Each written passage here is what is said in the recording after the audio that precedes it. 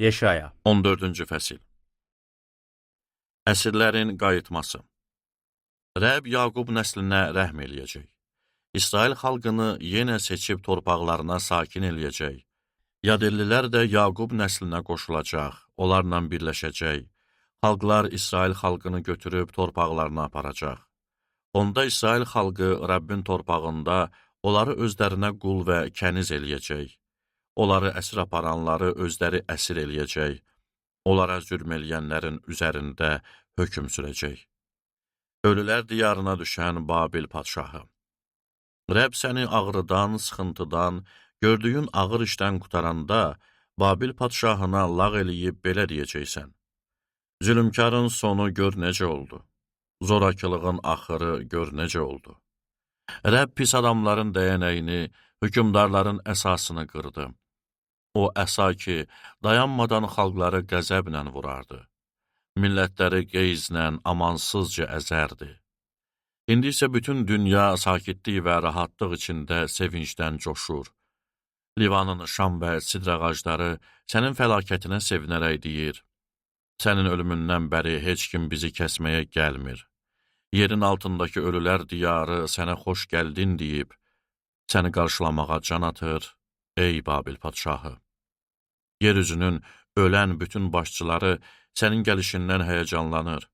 Millətlərin bütün keçmiş padşahları taxtlarından ayağa qalxır. Hamı səni çağırıb belə deyəcək, sən də bizim kimi zəif oldun, bizə bənzədin.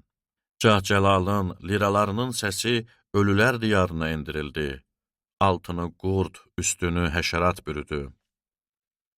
Ey parlaq ulduz, Dan oğlu, necə də göylərdən yerə düşdün.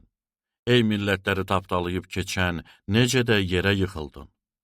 Sən ürəyində dedin, göylərə qalxacağam, taxtımı Allahın ulduzları üzərində ucaldacağam. Şimaldakı yüksək yerdə, toplantı dağında oturacağam. Uca buludların üzərinə çıxacağam, haqq taala kimi olacağam. Ancaq ölülər diyarına, ölüm çuxurunun dərinliyinə endiriləcəksən. Səni görənlər gözlərini zilləyib, sənin haqqında düşünüb belə deyəcək.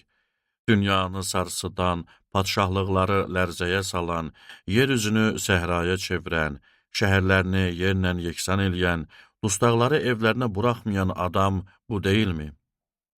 Bütün millətlərin padşahları, hər biri öz əzəmətli sərdabəsində uyuyur.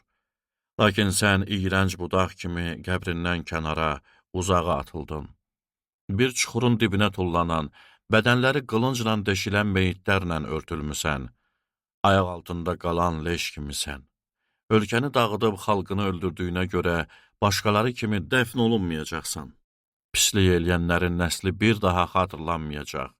Atalarının günahına görə övladları üçün qırğın hazırlayın ki, onlar qalxıb dünyanı zəbt eləməsinlər.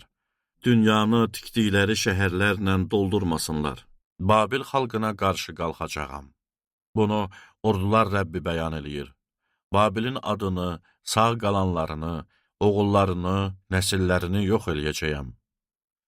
Rəbb bəyan eləyir. Babili bayquş yuvasına, bataqlığa çevirəcəyəm. Qırğın süpürgəsi ilə süpürəcəyəm. Ordular Rəbbi bəyan eləyir. Rəbb Aşşurluları cəzalandıracaq. Ordular Rəbbi and içib belə deyir. Mütləq düşündüyüm kimi olacaq. Niyyət elədiyim kimi gerçəkləşəcək. Ölkəmdə Aşşurluları məhv eləyəcəyəm. Dağlarımda onları tapdalayacağam. Xalqım Aşşurun boyunduruğundan, çiyinlərindəki yükündən qurtulacaq. Bütün dünya üçün hazırladığım hökm budur. Bütün millətlərə qarşı uzanan əl budur. Ordular Rəbbinin hökmünü kim poza bilər? Uzanan əlini kim geri qaytara bilər? Rəbb Filistliləri cəzalandıracaq. Padşah Axazın öldüyü ildə görüntü ilə nazil olan xəbərdarlıq. Ey bütün Filistlilər!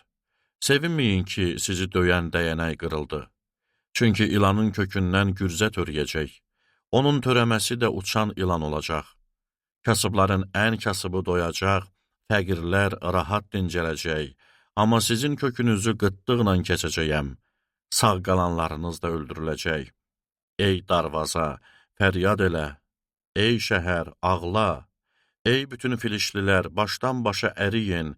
Çünki şimaldan tüstü gəlir, düşmən əskərləri nizamı pozmadan gəlir. O millətin elçilərinə nə cavab veriləcək? Ərəb Siyonun təməlini qoyub, onun xalqının fəqirləri orada sığınacaq tapacaq, deyiləcək.